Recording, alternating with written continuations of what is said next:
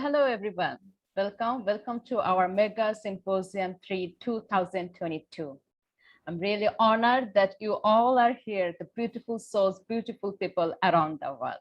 Welcome from our team Mental Health. I'm Andalib Mahmoud from Bangladesh, and I have my colleagues from Mexico, George, and my colleague Lauren from Italy. And we all are here for today and tomorrow for these wonderful sessions. So I'm going to present George. This session is going to be George. George is from the beautiful country, Mexico, and he facilitates deep transformational process by releasing the life force, which fixed and transferred into limiting patterns through traumatic experience through our life cycle. He is the pioneer of energy psychology and also Holigral method in his country. I'm very interested about Holigral method. When I heard about it, it's a model of psychology based on science, and it feel really extremely good in it. And he applied it in his coaching, in leadership, education, social work, innovation, and changing processes in organizations. His experience, NLP master practitioner and Erickson hypnotherapy, focusing in sports performance and business applications. From my experience, I heard about George that I understand your work in reintegration of the shadow, allowing new insight, reconnection with the spirit, and also escaping the matrix, which is very, very new to me and all of us, I think, and we will enjoy the session. And I'm very excited to learn from him. And as a human being, what I observed, George, he's a wonderful human being, empathetic, happy, and he energized our mental health team. And me and Lauren both are fan of him, and we are waiting for his session. Welcome all again. George, up to you. Thank you. Thank you very much. Thank you very much, Andalib, for such a kind introduction. Thank you very much, Arafat, for making this symposium happen.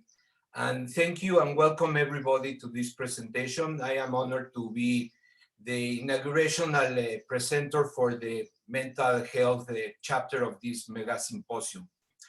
And today it's a very significant, a very meaningful season in Mexico because we are celebrating the equinox, meaning that the day and night have equal measures in time. This is a moment for celebration because there is balance also between the dark and the light. It's a moment for introspection, and through that introspection, renewal, new life, new cycles begin, just as spring. Today is also a spring day. And I just learned that it's Mother's Day in many countries. So couldn't think of any better day to begin with this particular theme in our symposium. So I welcome you all. Let me share a little bit what is it that I have as an insights from my work, working with the neurodiverse aspect of social experience. The Holigral method understands that the human mind, both individually, as a group, and throughout our history, organizes through definitory moments or trauma, which create mind structures. These mind structures organizes as way of patterns, fractal patterns. This is understood through mathematics of fractal mathematics. This work uses mathematics, engineering, and physics to understand how is it that we arrange reality in our minds. Through this understanding, we can observe the underlying structures that create our mental life, our mental experience in every sense. So the intention for today is to present this particular focus with three particular goals. First, to bring visibility and awareness to the demography of neurodiverse, which each grows in its awareness every day as life sophisticates in many of our activities. Then I will try to bring awareness about how we share our challenges on mental health in neurodiverse people and also the rest of the population, because it is very important to understand that we all have a problem or we have the challenges about mental health presently in our lives. And I would like to bring insights on how the matrix is built upon. And this is a very new concept. Not very new because there are some philosophical knowledge in India, some science knowledge from the quantum physics, and now the psychology of the matrix. So I'll bring some insights on this particular subject because it is very important to understand as part of the mental health situation that we're experiencing. To begin with, I would like for you to think about someone in your life, maybe when you were at school, maybe in your work, maybe a peer in your work, an employee if you are in a position of leadership, maybe a coachee if you are coaches, that would present quite an awkward demeanor in their social interactions.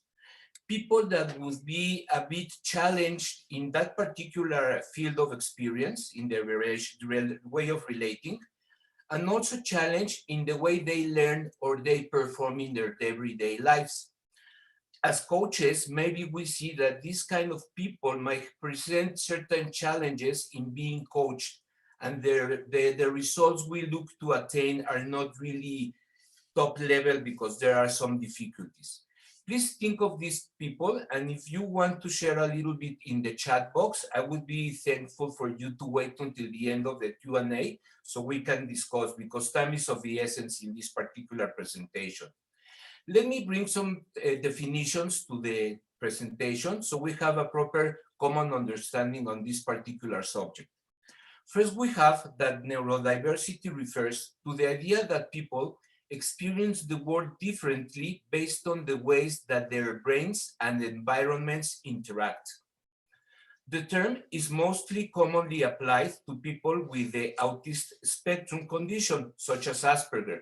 It also applies to a range of learning difficulties, disabilities, mental conditions, and other neurological and neurodevelopmental differences that might be presented in life.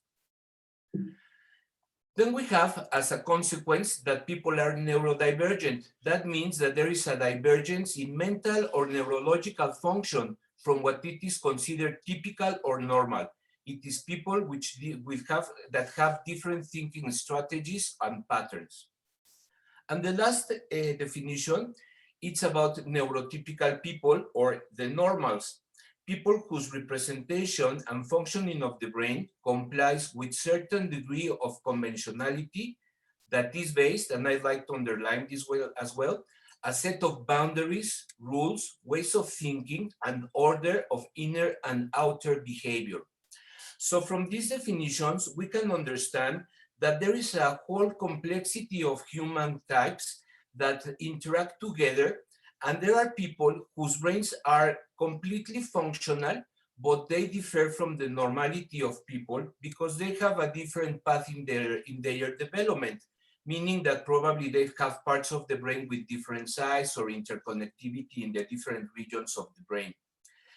These people mostly present the neurodivergence, but some neurodiverse people, and this is tricky, might be very, very happy to comply with the neurotypicality of the world. So we have a very rich interaction between these types of people. So this is very important because this is where we need to differ one people from the other. I don't make diagnostic clinically, but nevertheless I can point out the signals that make the difference between these types of people. Let me share a bit of my experience in life as a neurodiverse, because it's important to see what it happens in a person with neurodiversity. I was born in 1970 through forceps. That means that I was pulled from my mother's womb with the pliers from my temples, and that was highly traumatizing. My early years were very normal. I was very indrawn. I wasn't very social. I developed very early skills for speech and reading. So my preferences in life were to focus intensely in certain subjects, of course, reading children's books. By age 4, I knew everything about the space programs from America and the Soviet Union. I wanted to be an astronaut. I knew everything about space. When I was 6 years of age, I fall into a pit and I broke my arms and I hit my head. This is me being happy after recovered. I spent 3 months in casts, and this was also a very traumatizing experience. In this particular moment in my life, I began developing a compulsion to have to blink my eyes and to click my knees among each other, like I was making a quirky dance. This, as you might imagine, made my parents very concerned. So we went to the doctors. I didn't have a precise diagnostic, and I was medicated. What I experienced at that moment is that the environment around was signaling that something was very wrong with me. So I began to feel myself broken. I would have a lot of challenges in behavior. As you can see in this picture, there are challenges beyond the motor tics. I would have behavioral issues. I would be very angry, not enraged, but very angry. I would have attention deficit disorder, some compulsive behaviors. I would have difficulty in relating with people. This has changed throughout the years, and I don't have all of the symptoms because it is a syndrome. There are several, but not all of them are present in a person. In my social relations, it was very challenged because I usually was focused on I was making fun of from the people around. I was being bullied, even from my teachers at school. I was very challenging because of these behavioral processes. So my early ages into maturity were very challenging. Eventually, I got into depression, and I managed it as I could with the help of my family. And I practiced a lot of sports and keep myself into my inner world and my particular interests. When I was 20 years of age, I was diagnosed as a Tourette. I was only medicated. There wasn't any support system. So life carried on. I didn't like the medicines because they would numb my consciousness. Those were very strong antipsychotics, so I don't use them because they are not very good for my mind. So I needed to cope differently. Eventually, when I was 27 years of age, I had a spiritual awakening, and I developed an intense interest for my spiritual development and meditation. Eventually, that spiritual journey brought me to psychology, and then I started learning the healing arts. This is me in my spiritual quest in Nepal. As you can appreciate, there is a scar in my right temple from the forceps. So I had a physical trauma that even hurt my optical nerve. I'm semi-blind from my right eye. So those are the consequences of physical trauma. When I was 40 years of age, I discovered the Holigral method. I managed to address and clean my emotional triggers, which allowed me to have quite a very effective emotional regulation abilities. It allowed me to have better focus on my executive functioning tasks so I could perform better. And it allowed me to have a better awareness of my world around. So the way I interpret the world around has been improving dramatically. I also learned that I have a very mild condition of Asperger. That would explain my tendency to loneliness and my inability for social interaction in some degree.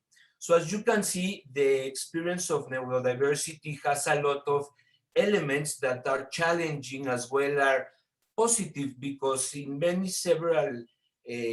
ways, I found my vocation. I am living my purpose in life.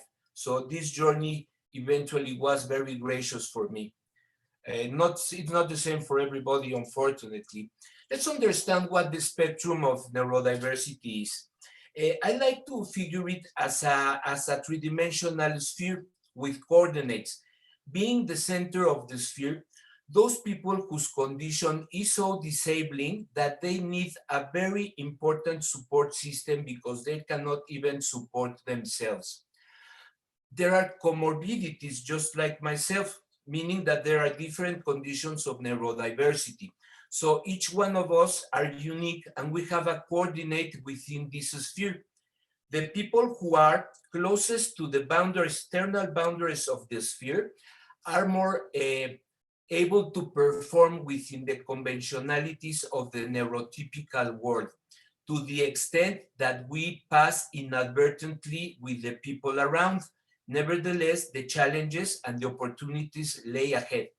The conventionality of science and medicine, and this is an out of the mainstream perspective, the one I'm bringing, the understanding of the science and the medical world focus only in a fraction, internal fraction of this sphere. The outer aspects of the sphere is still yet ignored. Nevertheless, for people who are properly trained, as the way we work, can understand and can observe these particular behaviors and interactions within the neurotypical world. And this is very important because it is in this interaction that we find most of the challenges. I'm going to enlist the conditions. I'm not going to describe them because time is of the essence. I will provide that in a slide that you can download from the chat box or from the Google Drive so you can learn a bit. There's a lot of information in the internet as well. So we have first the autism spectrum condition with the Asperger syndrome. They have challenges in their cognitive abilities, in their executive functionings of the brain and emotional regulations. We, Asperger people, we are more able to perform socially than the fully autistic people. So there's a big difference there. There is people with attention deficit disorder and hyperactivity, which is mainly a challenge in the executive functions of the brain. That's why we get distracted and we cannot perform consistently. Then we have people who can't have difficulties in reading or writing, which is dyslexia. We have dyscalculia, which is the same, but applied to numbers. Dysphagia, which is the inability to properly vocalize with the vocal cords. And dyspraxia, which is the inability to function properly in our motor functions, moving the body, people who are clumsy. Then we have people who have gender dysphoria, which is a condition of transgenderism, which is something that it's turning visible in the late years. And then we have, last but not least, Tourette syndrome, which I just discovered. So as you can see, there is a wide number, and also people who are blind by nature, deaf and dumb, they have a different neurology, so they relate differently with the world around, and they are equally challenged, if not even worse, particularly the blind people. But why? How is it that we got this particular condition? Is it nature? Is it nurture? Or is a bit of both? There are very clear genetic indicators that some conditions like autism and probably Tourette have a genetical component on it, but some others are originated through trauma. For example, we have worked with dyslexic people who learned to read by using the finger as a pointer. When the finger was not used, they couldn't cope with the pace of the reading and making sense of the meaning of the word. So they began developing this inability to use language. In this case, the learning experience was traumatic. What we did to help them is to use comic strips because it's a very good interface between images with meaning and words.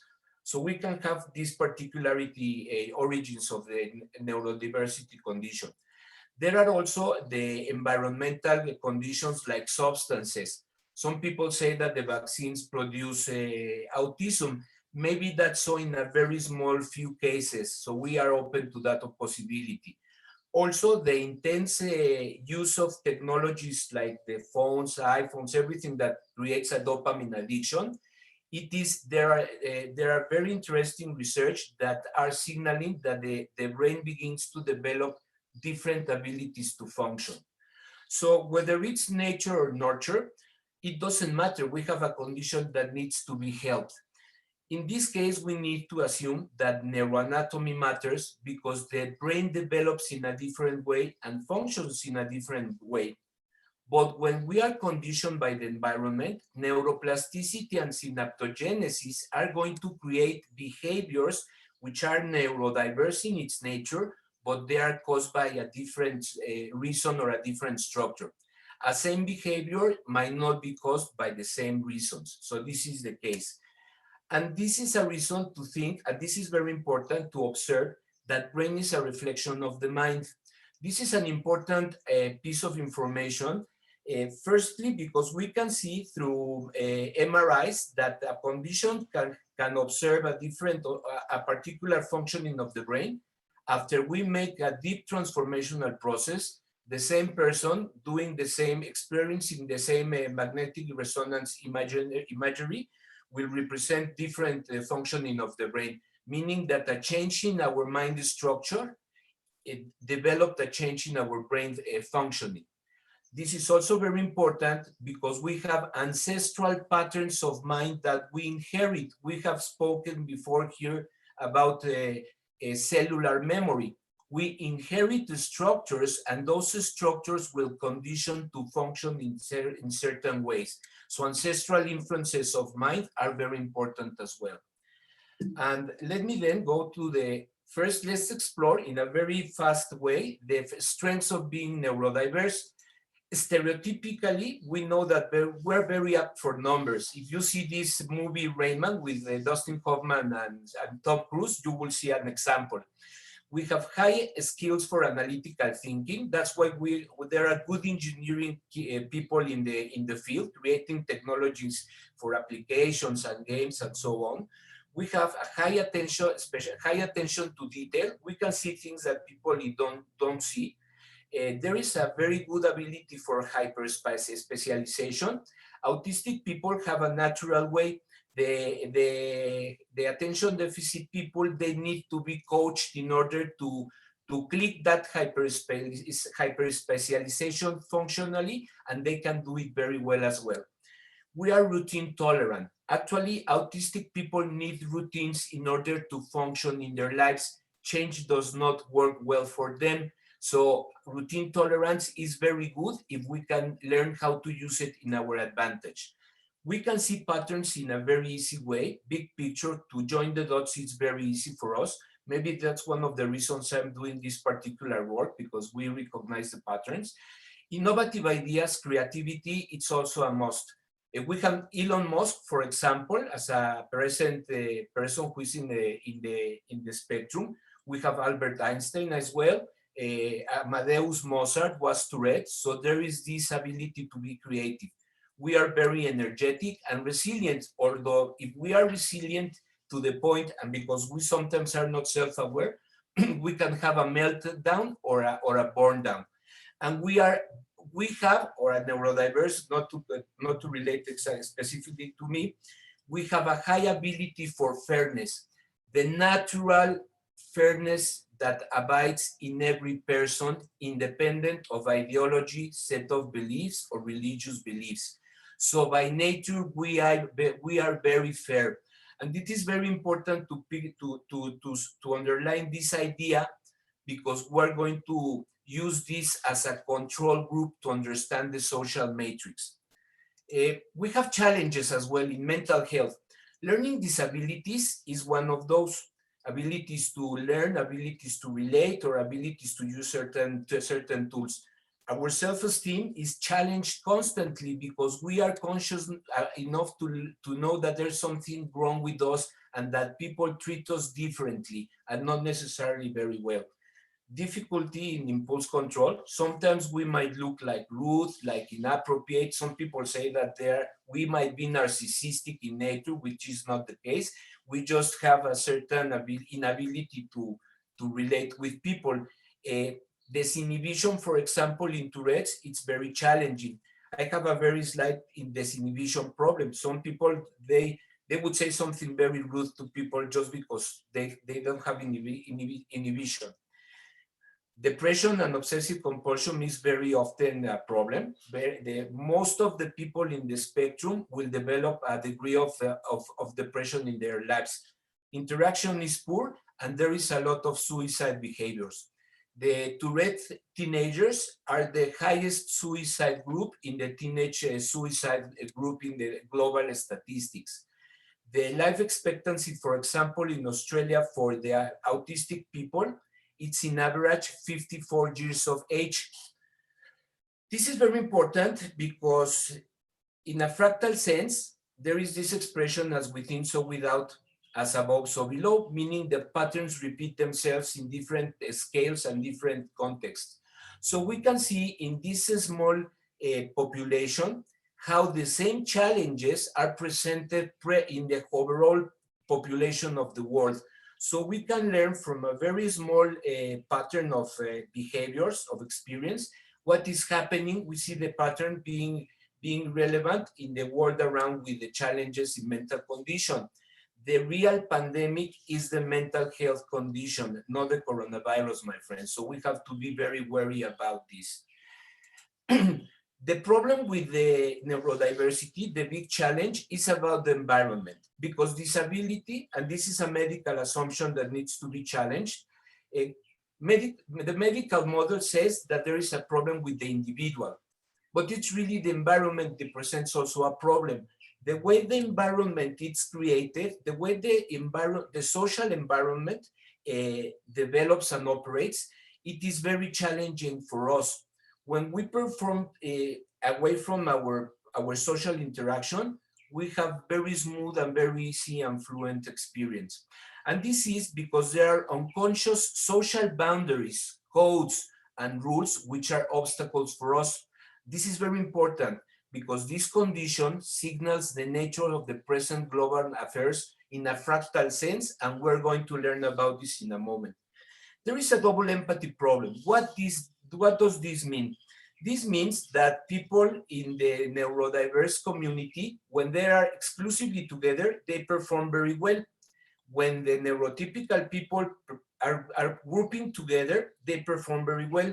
When you have both people interacting, the performance as a group starts to fail.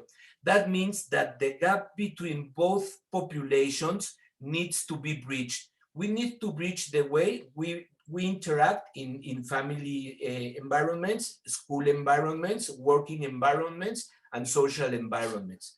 This is very interesting, and there is a lot of research. So let's go to the meaty part of the presentation, the fractal matrix. Let's use the neurodiverse person to understand the pattern from a small fraction of the fractal. A fractal, as you can see in the picture, it's a very complex and sophisticated structure which is created with very initial simple conditions, just circles. These circles are arranged in a certain way and certain size, and they repeat themselves. So we can see this very sophisticated image, but it's really only circles. This is the idea of a fractal. Our mind operates the same, both the unconscious collective, our individual minds, and the ancestral minds. So the neurodiverse as a collective, we have cognitive challenges. The sensory input from the world, the sensory input projected onto us from the unconscious collective inhibits us to understand what's going on. We cannot perform, as I just explained, properly, so we have to be helped. And the emotional regulation abilities for us are very challenging because we can develop a mental condition. We are 9 times more likely to develop a mental health problems compared with neurotypicals. So then we have the neurotypical world represented in the whole.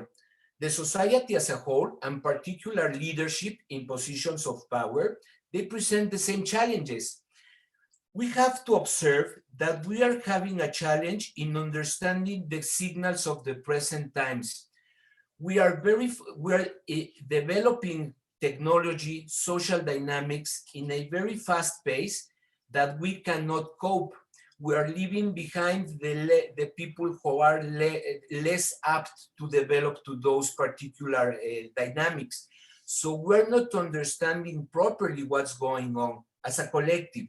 This applies to families, to schools, to businesses, but also to governments and nations. It replicates in different levels of organization because it is fractal.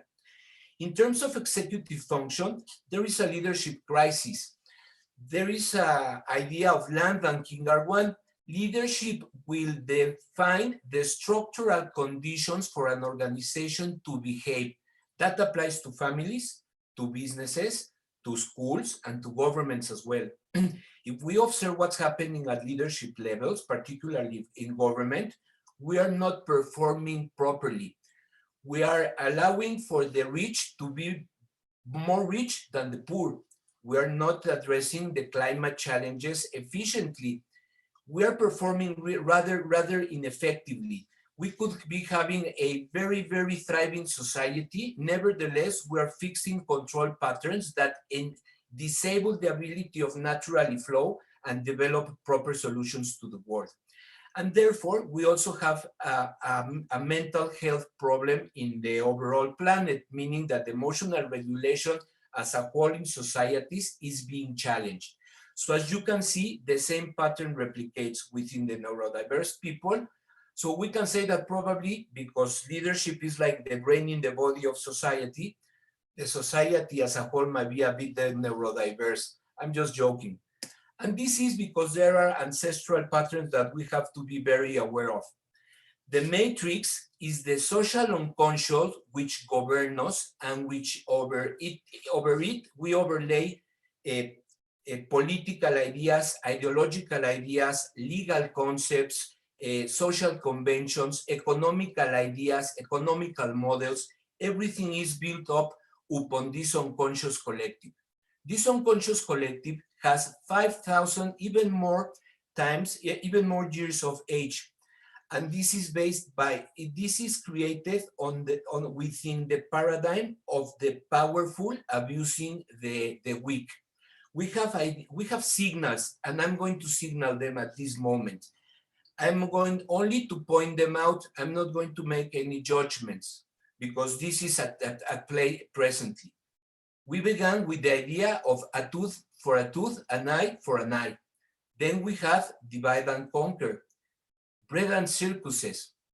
But there is a customary way of walking left shoulder to left shoulder when we cross by with people in the streets. You can see this right now in the street.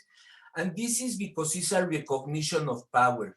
In ancient times, people will have the sword in their left side unless they are left-handed. So by walking left shoulder to left shoulder, it is a recognition of power and my ability to hurt you with my sword. So it's a recognition of respect between people who can have violence. Holding a hand as a gesture of greetings was originated as showing the hand clean and not holding a weapon that could hurt you, meaning that it was safe to interact with us. So as you can see, we are normalizing patterns of abuse to the point that we don't realize that they are there, but they are presently at these times working. We have these patterns of us versus them, crime and punishment. And we have experiencing this in the last 2 years with such an intensity that it's so obvious. This is the true nature of the matrix.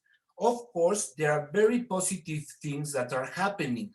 Nevertheless, if we don't see this as the source of many dynamics that are creating the challenges in our present days, we will be challenged both in the neurodiverse sense in relating with a world that is not functioning very healthy, but socially, we will not be very apt, very effective in creating the proper changes that are needed in order to have sustainable societies presently. We can see, and this is very paradoxical because at present times, we are experiencing the most propitious moments. The death rates in general are the least in the world. We have the thriving communities with economy opportunities, market thriving, so many good things. Nevertheless, there is this underlying structure that rules human behavior. If we are, as coaches, as professionals of the health professions, of the mental health professions, as family, as schools, we need to reassess how are we adapting to everyday challenges. As a family, we need, as parents, how to assess, how to adapt into bringing our kids in a healthy and very aware way to understand life. In the schools, we need to change the paradigm of the authority of the teacher over the children. We need to have facilitators, not people in positions of power, because we are training people to be obedient to power. In Mexico, for example, it is customary as a good manner when you address someone, people will reply, I obey, mande usted. It is an echo from the Spanish domination when they conquered the Aztecs. So as you can see, we need to change this relation of authority and the people who are underneath. As leaderships, we need to understand how is it that we adapt to an environment to create thriving environments of collaboration, just like Catalina was showing in her presentation. Our business models have to be more sustainable, just like Christopher was pointing out the need to change a paradigm in our business models. We need to reassess how we are as a collective collaborating in order to see who are in positions of power so we can demand accountability and we can be able to change the rules of the game. We need to change the present model of the planet by making it obsolete. When we make things obsolete, naturally people move into the next version of reality of whatever tool we're using. So in order to make this work healthy, we need to make it look obsolete so we can adapt new perspectives in life. So with this at hand, I hope that I have attained the goals that I intended. And I just want to say thank you very much. And I just want to finish my presentation with these present words from Jiddu Krishnamurti, which says, it is no measure of health to be well adjusted to a profoundly sick society. Sometimes we have to face our shadows. We need to face what is not working, and we need to be very valiant, very relentless in order to make things happen. We are agents of change, so let's make it happen, people. Thank you very much. And if you want to share a little bit in the chat box about the people you know that are neurodiverse, we have 5 minutes that maybe we can enjoy speaking about how nice it's to have people who are a bit, how would I say, a bit unique, but also very positive in life. Any comments before we proceed to the next conference?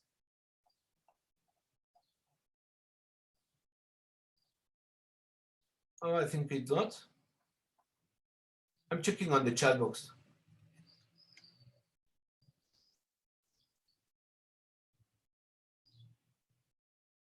Okay.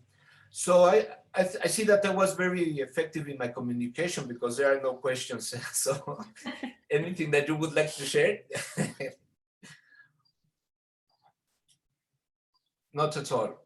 Okay, as it is. And well, we can maybe proceed to the next presentation. Thank you. Thank you, Jorge, very much for your lovely presentation.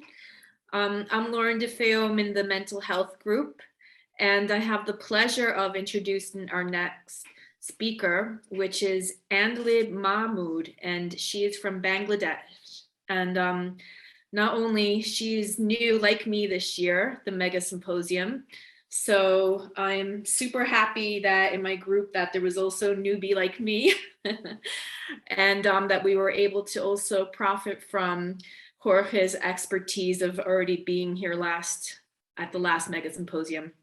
Anyway, going back to Andalib, she is a consultant and psychologist and trainer of neurolinguistic programming, and her passion is working in the mental health community. She has a diploma in transactional analysis and also has practice in eye movement, desensitization, and reprocessing therapy. Recently, she's completed a master's in counseling psychology, and her areas of expertise include relationships, career counseling, personal development, especially targeted in goal settings and increased motivation. And she also works with dealing with frustration, grief, and loss. Her work experience includes working with refugees and tuberculosis patients and trauma victims. And she's going to tell us a little bit about that specifically, especially with the traumatic event that has happened recently in Bangladesh, but I won't do a spoiler alert, so I'll leave that to her. And in addition, she develops modules and arranges trainings for individuals, groups, and institutions for neurolinguistic programming, not just in her home country, Bangladesh, but also in India, Nepal, and Australia. And privately, one more thing I forgot. Also during the height of the pandemic, she was really helping a lot of people in the frontline COVID-19 rescuers and workers. And so, well, rescuers, the frontline workers, right, in the mental health and in the health profession. And finally, privately, she is the mother of a 6-year-old boy, and her passions include, she loves listening to music, watching movies, and traveling. And it has really been a wonderful pleasure getting to work with her and Jorge in our group. And she's such a sunshine and a ray of light. So here, the stage is all yours, Andalib, and a big applause and good luck with your presentation. Thank you, Lauren. Thank you so much for a nice introduction. I'm very happy to hear from myself.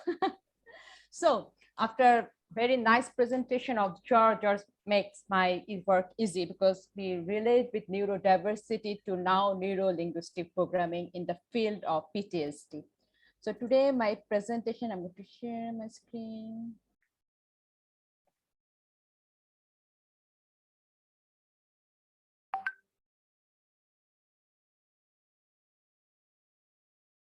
NLP for dealing with PTSD, post-traumatic stress disorder. So I started working in NGO field, nor organization foundation in Bangladesh. So my more special work, training, content development, and group and individual session. And for my learning and with my all experience, I'm here today to share my work experience with you. And as we know that it is the 26th day of Megasymposium, and we are here from different 54 countries and 64 coaches we are here. And we have learned a lot from this platform. And as a coach, I have learned a lot from this platform. And my special learning is connection, supporting each other.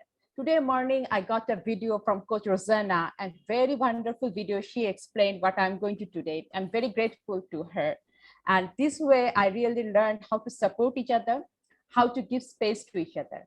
And now this learning becomes my resources. I'm skillful now. I have my wonderful support. I have my coaches with me. So I'm also curious to know that in this state, as you are here, what's your learning from the last 25 days from this platform?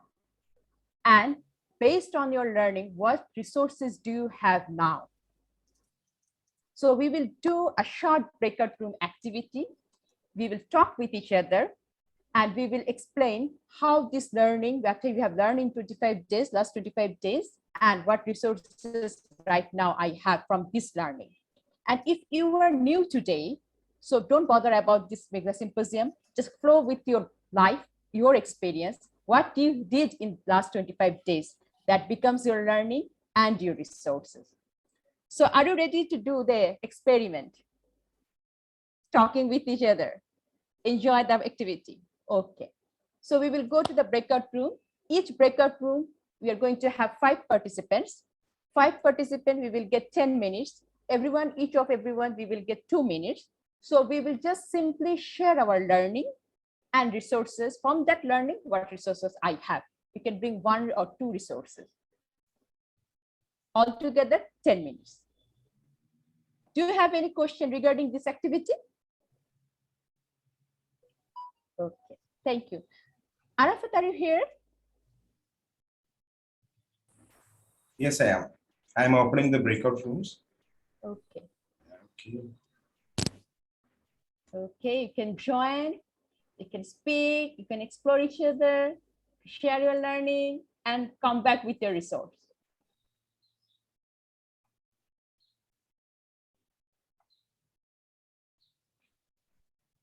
Let me share the message also. Yes. What? That would be great.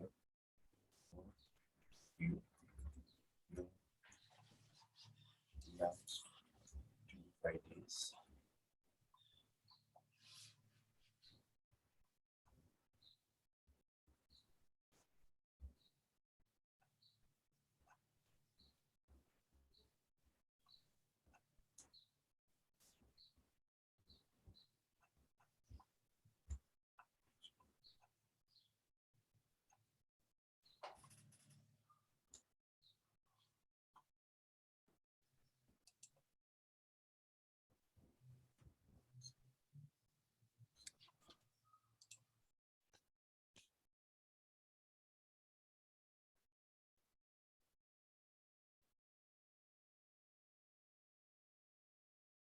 I can visit the rooms, Rafat?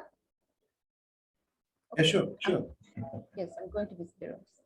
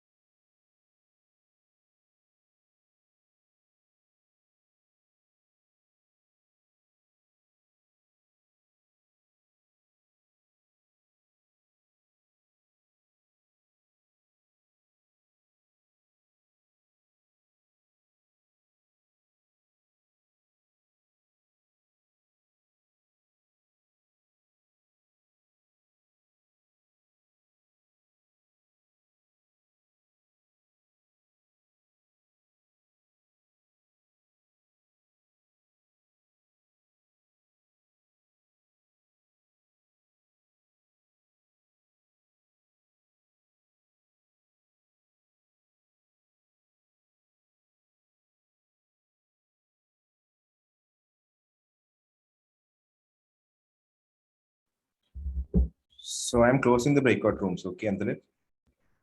Yeah, but please.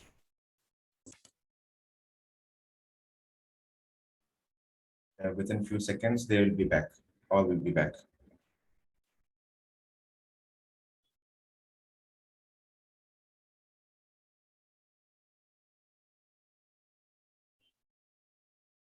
We are waiting for participants coming. We'll start again soon. Yeah, we have 30 seconds more. They all are discussing.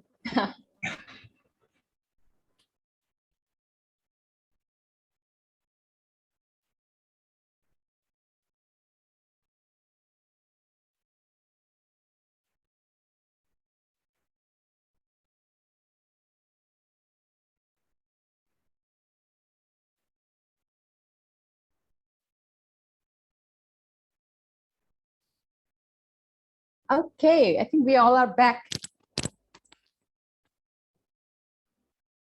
Yes. So, okay. So I visited all the rooms. How was the experience? Would you like to share one or two words? Anyone can share? So how's the experience? You are learning. I will share something.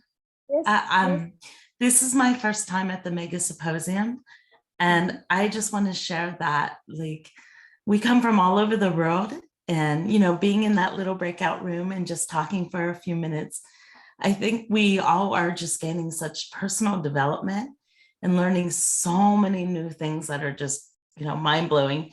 And of course, not everybody can be here every day, but being able to go back to watch people that we've missed and just I've taken little notes here and there.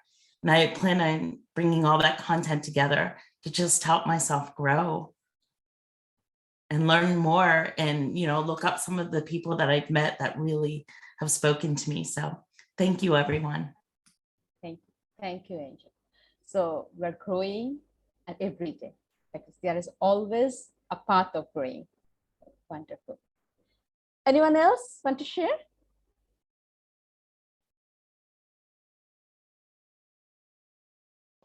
Okay. Can I share? So, yeah, of course. I'm Sunita. I'm from Singapore. I think my experiences, I was telling the little group just now that I think it gets better every day. And today is actually my favorite topic. So I'm really looking forward to your talk, to your presentation. And for me, I think I can relate it to even my kids because my son has gone through some events, in his younger days, and we thought that's it, it's not going to change. But eventually, I think he came out of it. But I think unknowingly, we realized that there's hope and there is always a way to get around it in some ways. And I think today's topic is going to really relate so much to him and to many people that I've known. So really looking forward. Thank you so much. Thank you, Sunita, and thank you. So everything is a learning in our life. When we talk about PTSD, before that, it's a learning. Learning can be in various ways. It can be a positive way, it can be a negative way. But without this experience, without this traumatic experience, we can't experience PTSD. Because PTSD is the final stage of trauma. When any event occur in our life, in our incident, then if it stays, the symptom stays longer than 6 months, and if it stays 1 month longer, as it is showing the symptoms again and again repetitively, then we call it PTSD. So when I told you before that I started working in NGOs, non-government organization, and where we started with providing mental health. And in Dhaka in 2013, my first work with trauma was a garments factory collapsed. 8-storied garments factory collapsed in a very devastating way. And that was my first work in the field of trauma. I was shaken. I'm afraid to deal with this client, but my first time, I have so little tools within myself, and I went there to support those people. And after this incident was my learning, and I started learning how to help people in trauma to prevent PTSD. Because then and then we started giving the mental health support to the person, because you know the mental is a holistic way. We support in a various way, as a psychologist, as a psychiatrist, as a coach, as a friend, as a family member, as a mother, as a father. Everyone is a mental health supporter in your family. It starts from your family. If we start doing the work, the supporting from my family to my society, to my country, to abroad, it will together we can prevent the PTSD and we can work on trauma so that increasing the situation, the symptoms slowly decreasing in a very smooth way. So my learning started from 2013. And another shock came to me, that is in 2017, I started working with Rohingya refugees. As you know, that from Myanmar, lots of refugees came to Bangladesh in 2017. I went there, I worked there, and I started giving mental health support to these women, children, and adolescent boys and girls. And where we found that the holistic way of mental health dealing with trauma is in group session. We found that within individual, beside individual session, if we started giving the module in a group session, a group way, collective way, we can help them more and more. And last, we all received that is COVID responses, 19 COVID. So devastating situation is not only for Bangladesh, it's also for overall the world.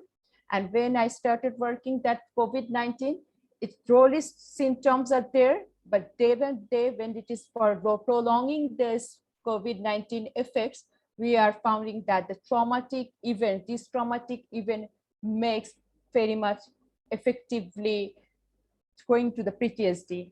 Like they are shaking, they can't give attention to their work, they can't give their attention to their household work, their children, their family, their organization, the meeting. Because all the time they are feeling that something is going to happen within them. And if they visit and they receive this COVID symptom, they got traumatized.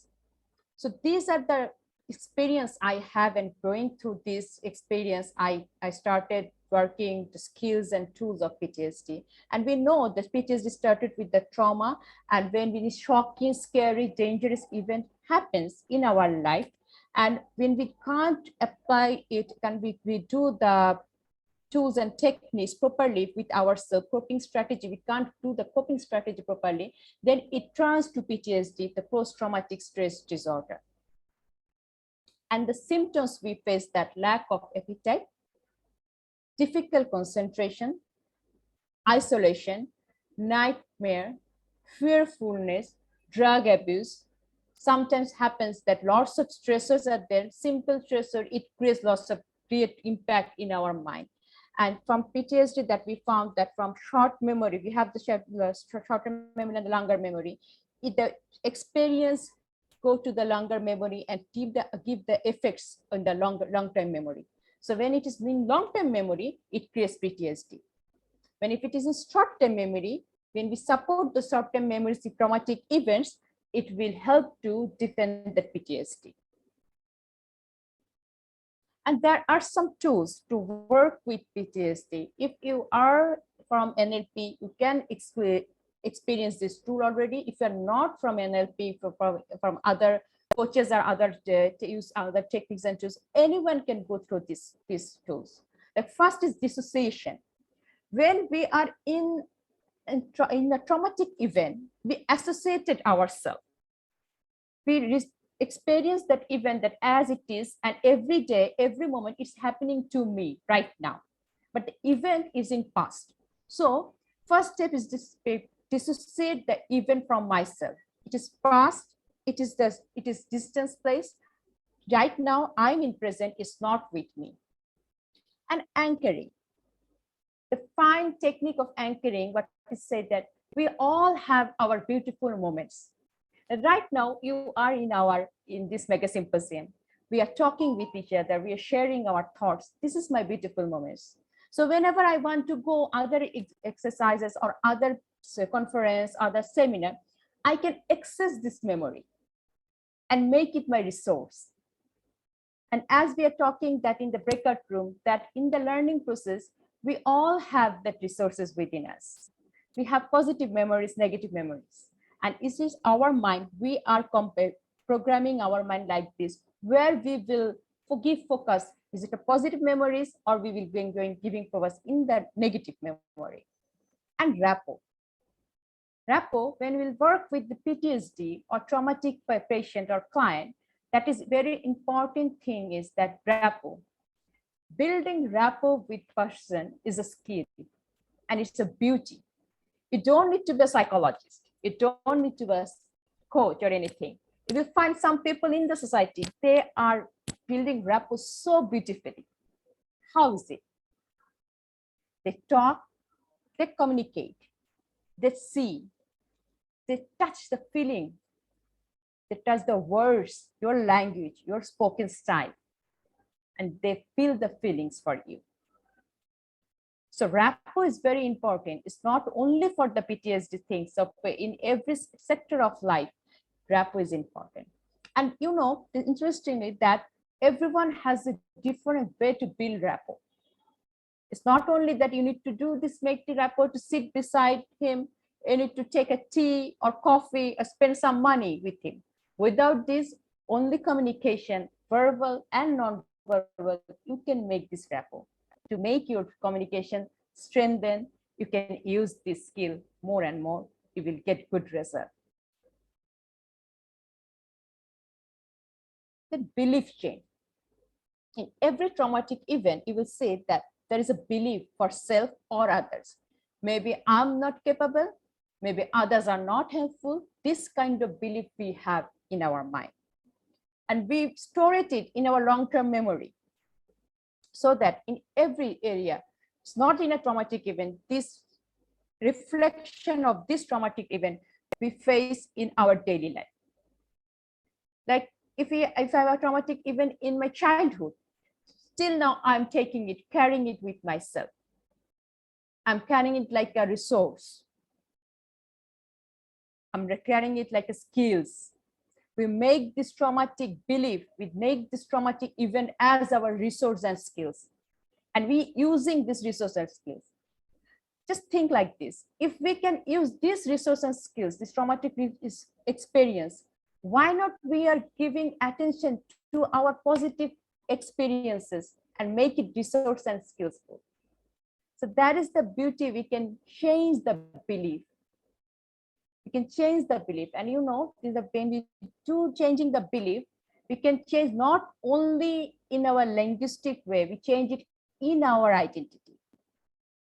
If you observe, if you have any limiting belief, like I'm not capable, think that you can't utter a positive identity for yourself.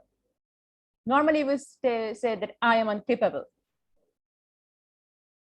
So our belief hamper our identity.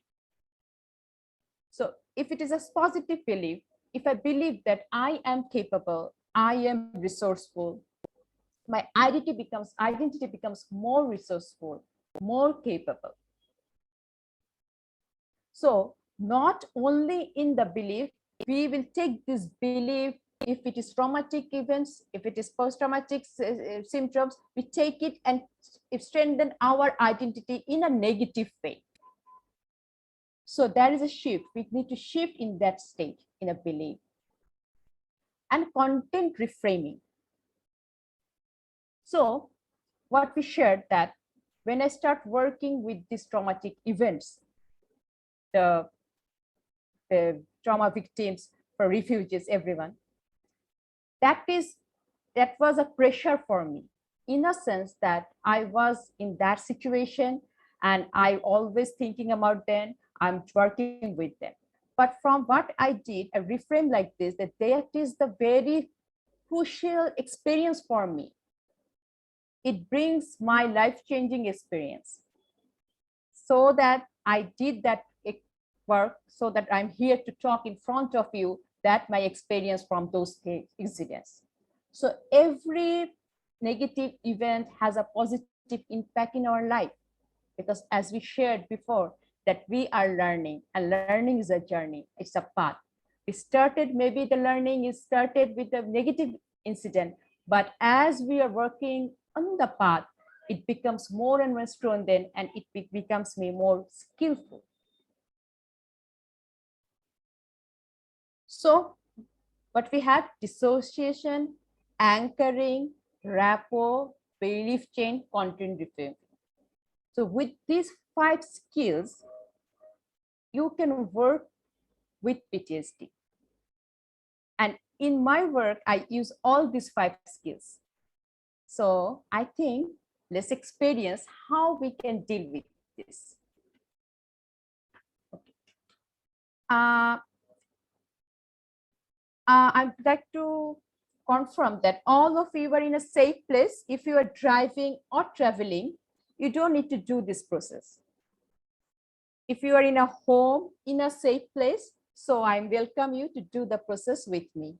We will enjoy the process, and everyone think about your bitter experience. I will not talking about traumatic experience today, because with this process you can do with traumatic experience, but because we have so little time and it's a hello, it's okay.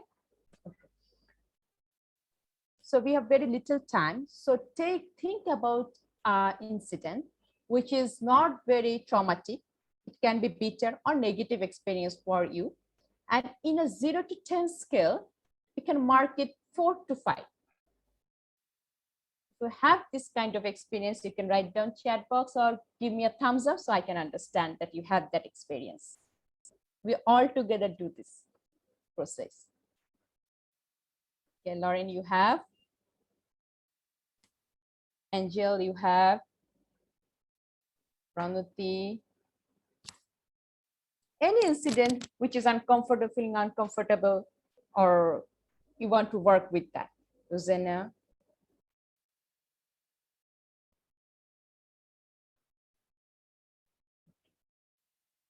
Sana. Got it. Tasnova. Yes.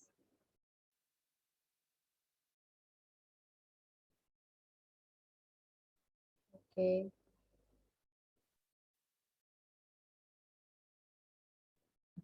So I would like to hear some of you, so the traumatic experience, what you want to work on, so that we can think that we all are in a same place. Anyone wants to share which incident you want to work on? You don't have to give you the details, just a simple short 1 or 2 lines so that everyone can understand. May I? Yes, Tasnuva. Yeah, it is about some unexpected behavior from a relative.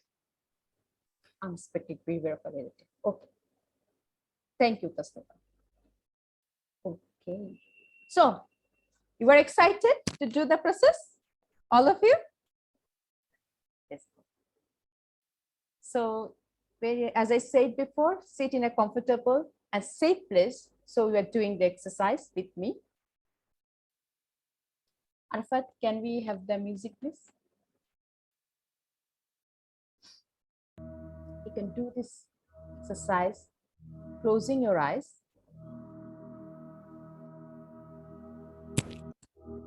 Take a deep breath. Relax. And as you're closing your eyes, experience that you are in a very safe place. It can be in your office, your home. You are sitting, breathing.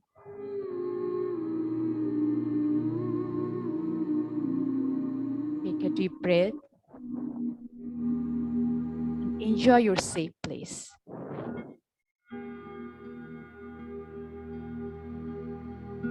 Feel each and every feelings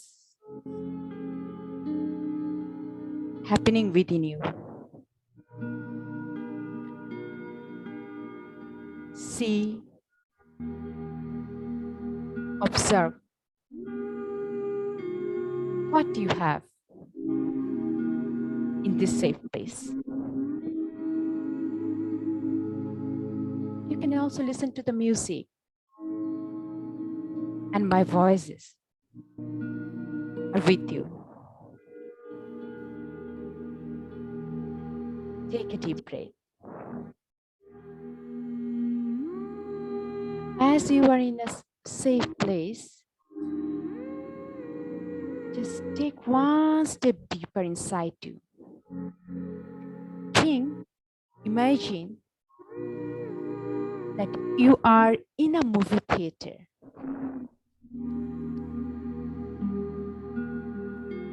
All in a movie theater. And this movie theater is yours. You are the owner of this movie theater.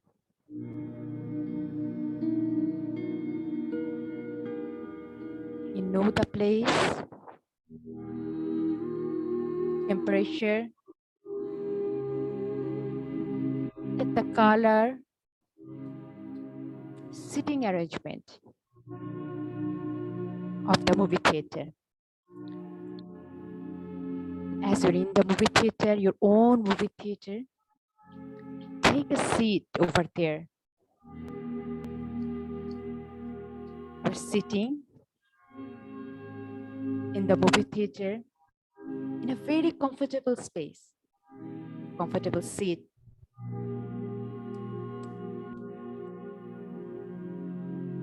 Just enjoy the movie theater. And you have a very big screen in front of you. You are sitting in the movie theater in the chair, and the screen is in front of you.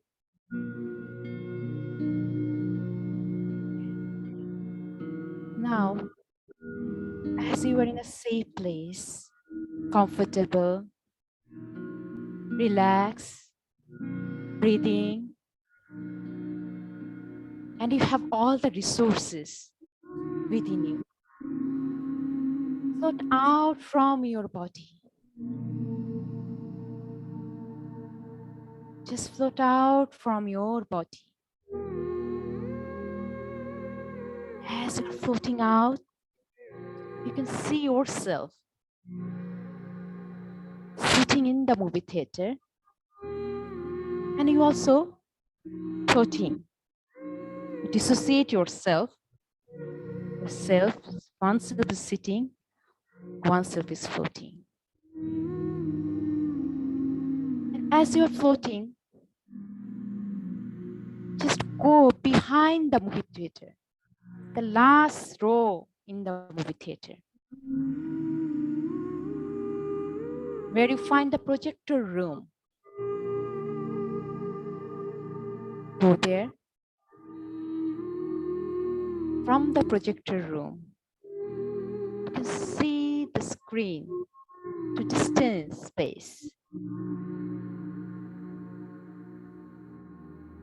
As you are in the projector room, this is your movie theater. You have the control to running the screen. Take the control and just turn on the screen, turn on the movie of your bitter experience. The incident you have chosen for this session, for today, turn on that movie on the screen. And it's in a distance place.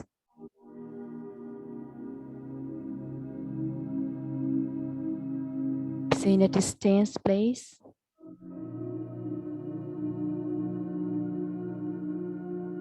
The movie is running on.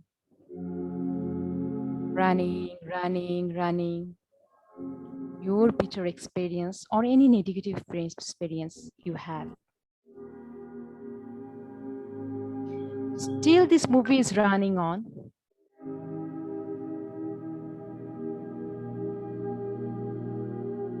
We'll just end it when you will find a comfortable solution of this movie, of this incident. We'll still running the movie find a comfortable solution for yourself. Run the movie. Run the movie. It's running. And as it is distance from you, you are in the projector room. You can't see the color of this movie. It's black and white, hazy. It's far away from you.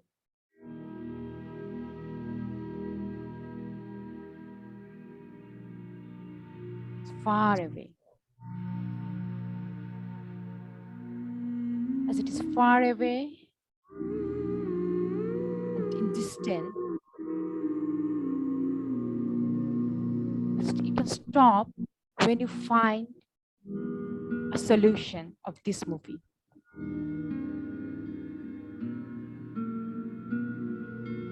Ending is in your hand.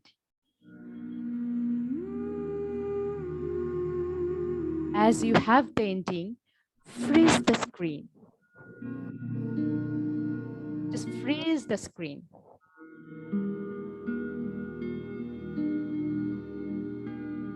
As you're freezing the screen,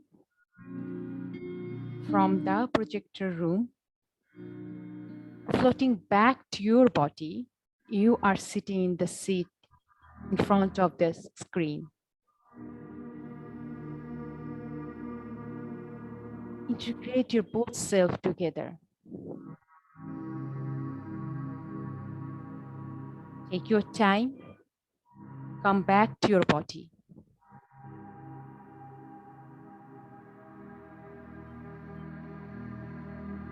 Now slowly stand up, go to the screen. See the frozen, freeze last scene of that visitor experience.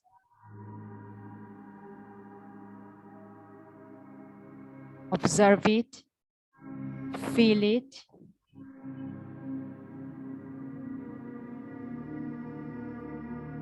And just step into the screen.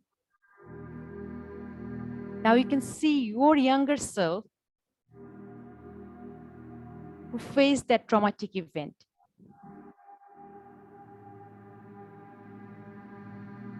Give your younger self a hug, comfort, love, acceptance. It's the memory, it's the event, it's not the person. It's you are hugging your younger self. Comfort,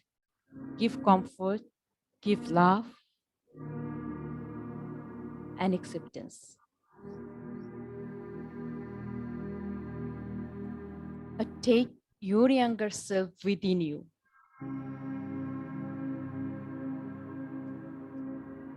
Take your younger self, accept yourself, and step back from the screen with acceptance, love, and hug.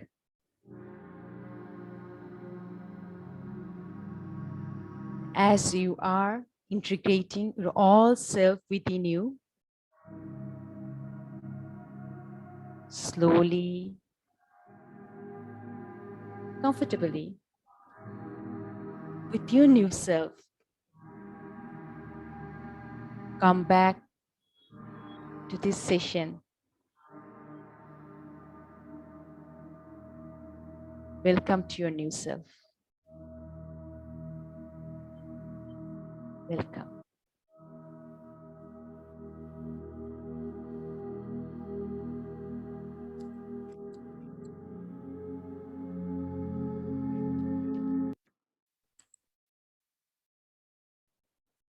And welcome back with your new self. And it's not you, it's the event, it's the traumatic event, it's the traumatic memory. You are not that event. you are you, dissociate that event from yourself. And hope you enjoy it. So this is the thing.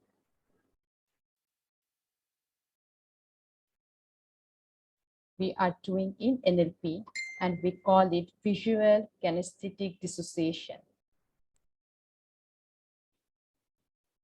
I'm just going to show the steps what I did. So this is the visual kinesthetic dissociation. In 1979, John Grindel developed this model, and especially this model was used in the Vietnam War, and after in the Afghanistan war, on the military forces who have severe PTSD syndrome. So did this model with those PTSD syndrome soldiers and got very high effective outcome from this model. And I'm going to share the video also with you in the end of the session so that you can go through the research and videos of this model. You can experience it. And so what is post-traumatic stress disorder? We already know. So why we will keep it at post-traumatic stress disorder? We will evolve it like positive, thoughtful state domains, which will help us to think differently and welcome our new self and welcome those positive traumatic stress disorder as a part of our learning, as a part of our journey of our life. Here are the resources. You can take a picture of the resources. I'm going to show the PPT with you also, so you will find everything with you. And thank you everyone. Thank you everyone for attending our session. And we all together, we will fight in this round of the world. We are facing so many problems, so many wars and everything, but these are only our memory and it's not us. We all are beautiful human beings. And this is my contact information. If you like, you can text me, you can mail me, everything. And the end of my session. And tomorrow we are going to have our mental health awareness session, mental health education session with our colleague Lauren, and which you will know that when I said that trauma, we need mental health education. If we give the mental health service then and then in a traumatic event, we can reduce the PTSD syndrome and reduce the PTSD, all the things very easily together. Thank you, everyone. Thank you.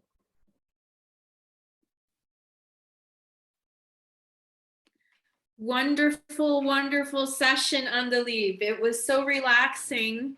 I'll read you some of the comments here. Thank you, Andalib, for a very passionate session. One person said, Paruma said, I feel quite sorted already. Sunita said, I feel very calm and emotional too. And Angel said, so calm and wonderful.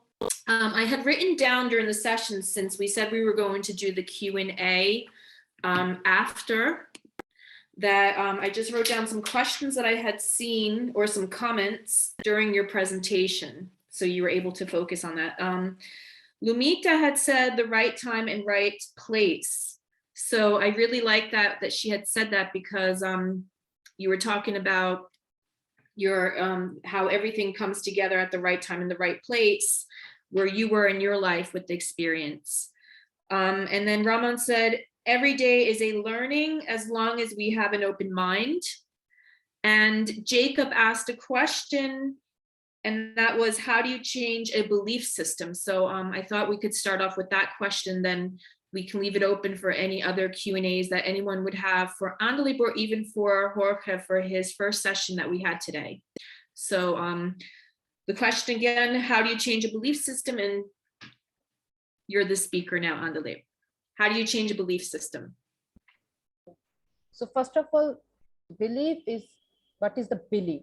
Belief is that the experience, depends on experience, we create a belief within ourselves. It can be ourselves, it can be from others. If we find the belief, we can work on the identity level, that which identity is belief is giving me right now. And instead of this identity, which belief I want to take, which identity I want to take. So there is a diagram called neurological level of NLP. I'm talking from that, based on that model, neurological level. And with that identity, new identity, if I want that new identity, instead of limiting belief, what new belief I want to achieve. So when you clear, you have the limiting belief and you have the target, the what you believe you want to create in yourself. Within this, you can do lots of activities. Like you can anchor your positive memories. You can build rapport with yourself or in the positive person, model positive person who has that already been believed, so that you can model it and take it in your personality. And you have lots of timeline therapy in this thing, that timeline therapy or the situation, the therapy I already did, the visual kinesthetic therapy, you can apply it for your new belief and your previous belief. Same way, you dissociate yourself, you will see your new belief in the screen, and you will make the picture blur, you can make the picture distance, black and white, everything, and you experience the new self of you. So these are the therapies we can use for changing, shifting, or limiting belief. And you can always ask our coaches and everyone who can help you. There's an emotional component to the beliefs. There are core beliefs and there are irrelevant beliefs. I might believe that Barcelona is the best team in the football league. It's a neutral belief. But if I have a belief about my personality, like I'm not worthy, I am broken, there is an emotional component which through several or a repeated number of experiences created that particular structure. So from the perspective of the work I do, there's usually a relation. This is a bit complicated to express in a short terms, but we have a component of something that is not properly in its place mentally. No? We are fragmented. And through that fragmentation, what happens is that emotional structure emerges. And that is like the building block, like the base of the pyramid, from which we have to make sense of that experience through a belief system. Because emotions are energetical experiences. There is no meaning of the emotion unless we are associated with a certain idea. So that idea, we can observe, or we can assume that there is a particular kind of glue, and that is the emotion. So we also are best served if we heal the emotions that are in relation to those beliefs. And then naturally, we are self-regulating systems. Our mind-body system will self-regulate. Emotions are in the body. So if we address the emotions, the mind will follow. So that's another deeper approach that it's very useful.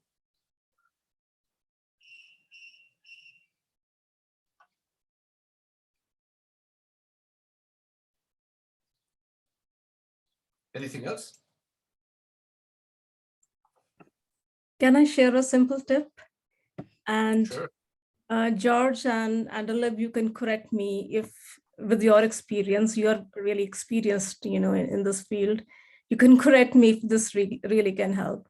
So if someone has a, belief system that someone wants to change, so he or she can give it a name. If it could be a funny name, a duckling, or it could be a friend's name. And if that thought comes in, and just remind yourself, stop it, stop it, John, like this is not the way to think. So this is a simple, activity, and with your experience, you can, share whether this really helps. It, may not help in very traumatic situations, but in simple ways, I think it could help. What are your thoughts, George and Andalib? Sure, yeah, it works. Totally. It's a reframe, actually. You're reframing the perception of the thought pattern. So it's useful for certain kind of belief systems or belief thinking ways. The mind is amazing. There are several ways to tap into our challenges. No? So there are different techniques. Of course, that's the beauty of so many approaches or disciplines. mind is amazing in its in its relation with the whole. So we have to cherish our mind. A golden mind, a golden life. So I believe that if we understand that mental health is the basic building block for our lives to thrive, we need to be very aware, very responsible, in the sense of being able to respond. No? That's the meaning of responsibility. If we are responsible in relation to our mental health, whatever we embark in life will be better served. It will be easier. We will keep to our own truth. And this is very important, that this is one of the most important things in addressing our mental health conditions, because we are constantly influenced by our environment. The environment projects an energetic set of beliefs, ancestral beliefs, as I just shared, but also in the everyday interaction. So if we stay to our core, cleaning ourselves from so many projective structures that are put into ourselves, what emerges is the truth of our own beingness. And if we can hold that space and keep it with integrity, and this would be the meaning of integrity, of integrality, then the way that we will relate with the environment will be very healthy. And that will allow us to relate and create, or at least be leaders in the way that we can impact positively in every environment in which we participate. So I cannot stress that the mental health challenges are very, very important in these particular times. And if we could throw ourselves into that path of understanding our mind, healing ourselves, cherishing our own mind, well, it's amazing what can happen in our life.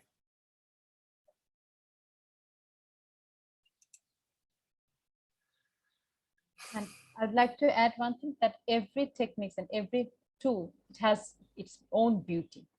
So whatever works for you, we'll go with that.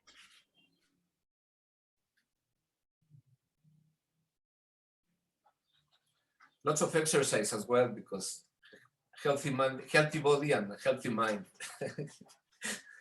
So for the next sessions, probably you'll learn a lot from food and exercise. So everything fits together. It's beautiful.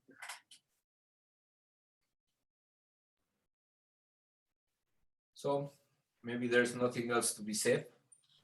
We can proceed with our everyday. Are there raised hands, probably? Yes, I have a question. It's for Andalib and for Gorge too. Okay, we were talking about dealing with PTSD, right? So my question is, before at that stage, why some people are experiencing this post-trauma disorder, and why some are not experiencing that? Is there any special factors or particular factors that affect some people? Because some may not be caring much about this, but some get more affected by this. Is there any factors which decide this? That's my question.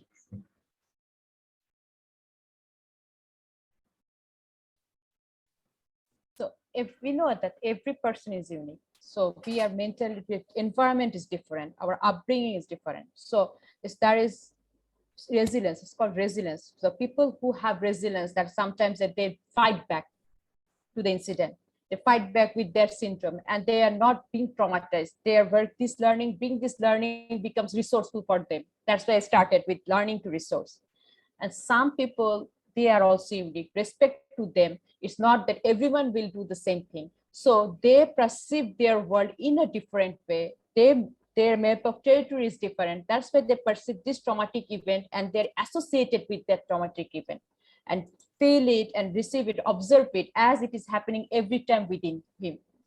So that's where the difference. Some people, they do the dissociation very easily, and some of we associate it in the incident. So that's why the technique we call visual kinesthetic dissociation technique, to learn to experience how we dissociate ourselves from that traumatic event. George, would you like to add anything? No, it's pretty much the same. We have built an internal structure of mind, and our background will define how resilient we are with certain experiences.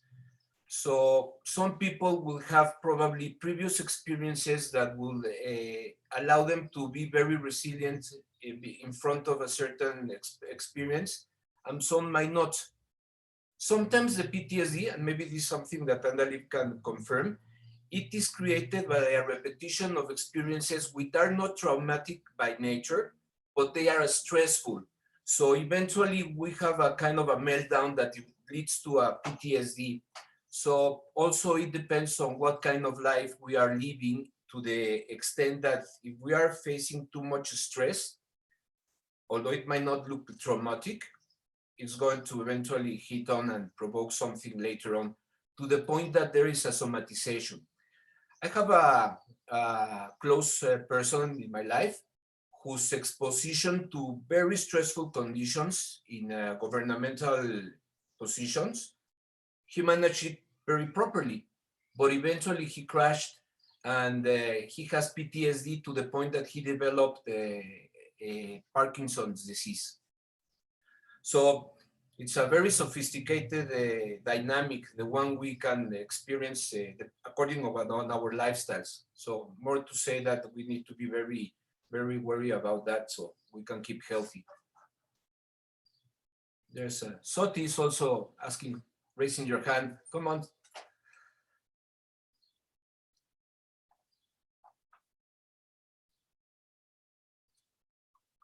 Soti Batachan. If you raise your hand, my friend, you're muted. Yeah.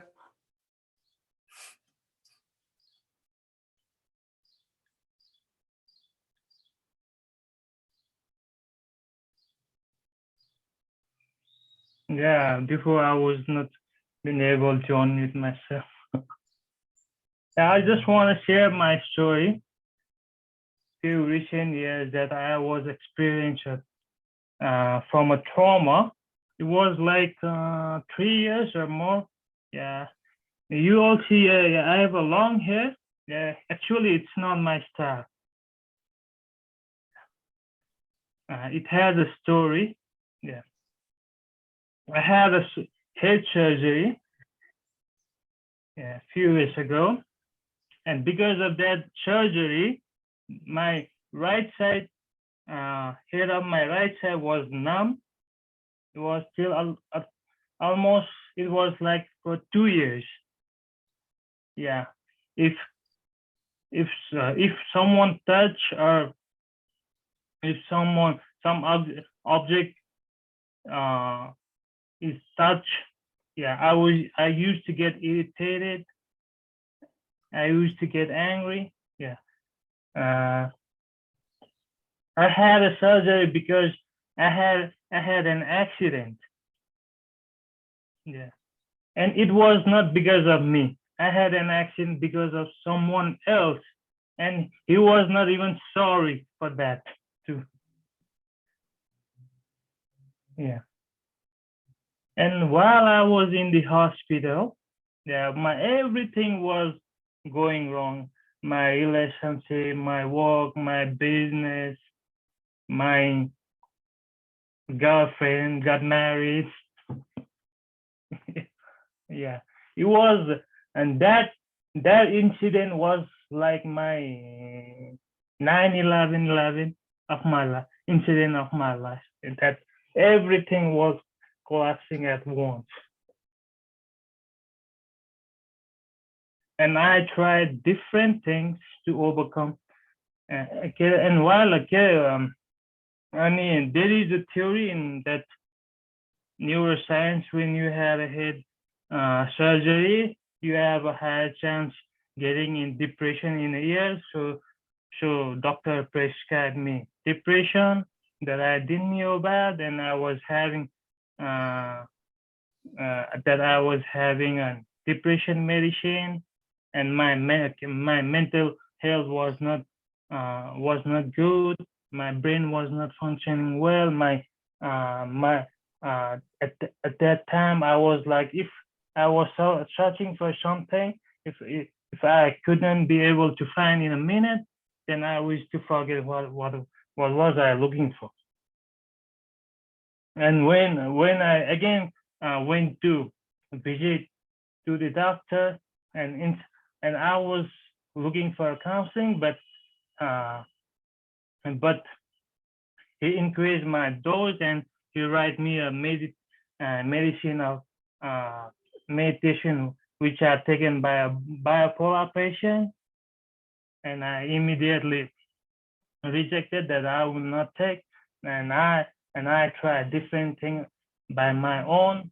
I went for hiking, I went for trekking.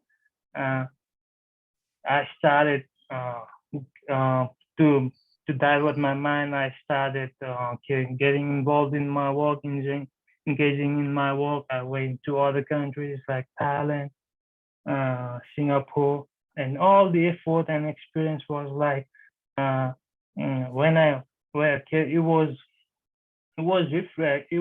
making me fresh, but only until when I was back to the home from after 2 days, my condition used to be same. And I finally decided to go to the meditation center, which worked. And from that moment, my life took a U-turn. Is in a completely different direction. Yeah, and now I take part in like this forum Megasymposium, and before I used to take part in a club parks. Yeah, I was like that before. Yeah, that much. Thank you. I just want to share my story. Thank you, my brother, for your story. I feel you. Sometimes we have to rebuild ourselves. Life happens, unfortunately, sometimes to the extent that we have physical traumas. I experienced lately 3 surgeries in my back, in my spine. That's another story, and that affected me. So I had to work since 5 years ago to reorganize everything, because I have a condition now because of the surgeries, and it's a life's journey. And I'm very happy I'm very glad that you managed to find your own path, and that quest eventually gives us a lot of growing.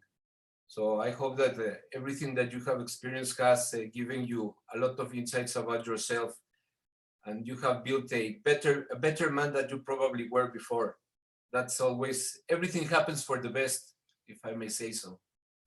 It might not look like that at the moment, but in hindsight, everything happens for the best. Thank you. And we have Ruma, is that Vicesur from Mauritius? Yes. Yeah, thank you very much. I could feel the pain of Zati, and I was shivering and I was about to cry. But at the end, I saw how brave he was and how he managed to overcome those traumas and to be the star. And congratulations for that, Zati. Well done. We are proud of you. So keep going and keep rocking. Thank you. Yeah, thank you. Thank you very much. Yes. So are there any more questions, conversations that you would like to share?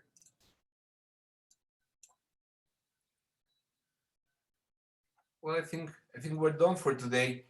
I'd like to thank you very much on my part, and Andalib just did the same in the chat box. I've posted the slides for my presentation with some resources. It's a bigger slide than the one I presented, and also some information about the model I use to work with these human challenges. So I hope it's interesting, and I'm happy to connect with everyone that might be interested to keep the conversations going. I'm at your service, my friends. And thank you very much, Andalib. And Lauren, tomorrow we go full on the stage will be yours. Here for you, Lauren. Thank you. You guys were awesome, both of you. And thank you everyone for your participation today. Thank you, everyone. Thank you Thank very you. much. Thank you so much. Thank Thank you, you. Arafat. Thank Thank you. Thank you, George. Thank you, George and you, Andalib. Angel, Thank you so much. Nabil. Thank you. Bye, everyone.